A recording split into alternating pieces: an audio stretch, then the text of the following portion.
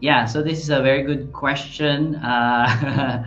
And do you want to expand your business to other countries, for example, Vietnam?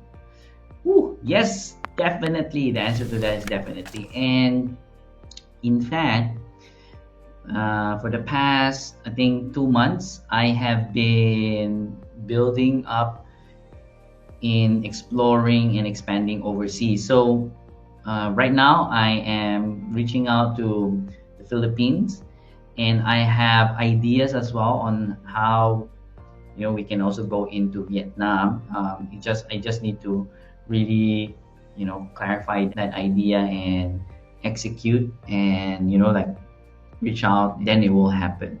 But definitely, that's something that we are looking at, is we want to expand our business, and because we know our products and services can definitely help people, we believe in that.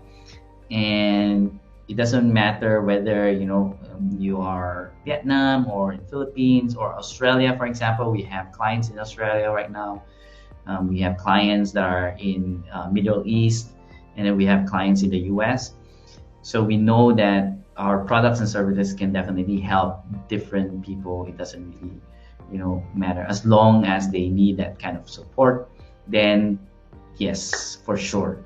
So yeah, so definitely, even Vietnam, we are exploring that, expanding to Vietnam. So do watch out for that one. Thank you very much for that question. How to run a business efficiently and save time? Okay, thank you for that question.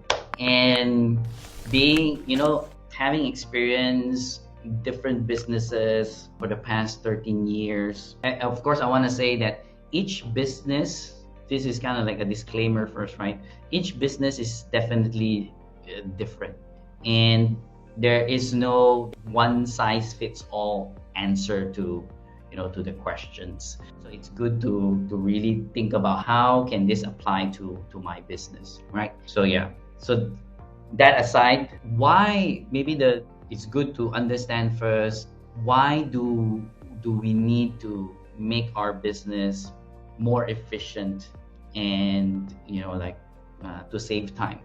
So definitely, when you run a business, you want to be able to, like, let's say for example, one of the key measures in a business is sales, for example. And so if your business is efficient and you save time, then you can have more turnover, like the customers turnover is much faster, which means you will have more sales, right? So that's kind of like, why do you want to be more efficient? And of course, at the same time, in terms of cost, if your business is more efficient, then you don't need to hire a lot of people, which means you will save a lot more cost. So more sales, lower cost means higher profit. So that's why we want to answer this question. That's why this is okay. Good. So I remember one of my first experience of creating efficiency was when I was still working for a multinational company, electronics company, and my role was an applications engineer. So basically, my job was to create, like solutions that will help clients. And I was assigned to one of our clients, so I had to go to Malaysia. And this company is Seagate. So if you're familiar with Seagate, so they make hard disk drives, and so in their factory there are several machines wherein they produce the hard disk drives. And so my job was to analyze their line and to improve it, to make it more efficient, so that it can produce more hard disks. And so I was assigned there for about 2 weeks. So every day I would come in and check the whole production line and analyze it. And so there's basically 3 steps that you can use in order to, in your own business, to make it more efficient and save time. So the first one is, and I know this might be kind of like common sense to some of you here, but a lot of times, I think I mentioned this the last time, is common sense is also not so common nowadays. But the first step is actually to zoom out. So the first time I visited this customer, that's CK, we had a meeting with the managers, with the production supervisors, and we started talking about, okay, what's happening, why do they need to improve the production line, what needs to be done, what are the challenges, blah blah blah.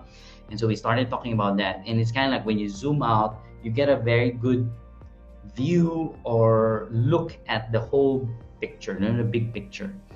And this is something that might be very common to some people. So like me, I'm someone who is big picture. So in NLP, we also learn that there's two types of people. So one is big picture. So those people who, like are visionaries that can see, overview. And then there's another type, which are detailed people. So those are very, meticulous. They like all the details. So it's kind of like the opposite. And so I'm a big picture person, but each and every one of us has the capability for both.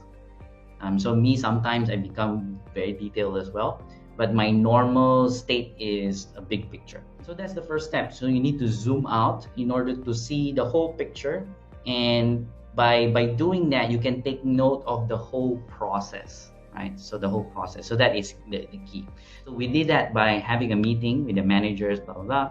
And then the second step, right, is to now focus on each process, like breaking it down, analyzing each process, what you need to do, and understanding each process. So that for me, what I did was like, every day I went to the production line and then checked out, okay, this machine and then this machine, or what's happening here, and then this operator. So yeah, so this is where the details come in.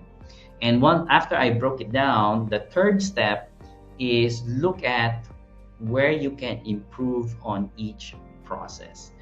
And so this is where a lot of people kind of like stumble, because people think they need to create a huge improvement in order to create that, like very, very good results. But in fact, if you can even just 1% improve 1% in each process. And so if the performance before is like this, right, a straight line, if you improve 1% at the start, then it goes up a bit. Then the next process, you improve another 1%, then it goes up again, and it goes up and it goes up and it goes up. So then the result will be, a higher improvement, higher percentage improvement. And so that's what I did. So for that company, I made some suggestions, of course, mainly for our products, our machines, but the other processes, I made some suggestions. Then at the end of that, the improvement was massive for the client. So they were very, very happy about it. And so that's kind of like how you want to look at your own business. So to really check out, each process and improve each one of them, even if it's just 1%. So thank you for that question. Oh, hey there.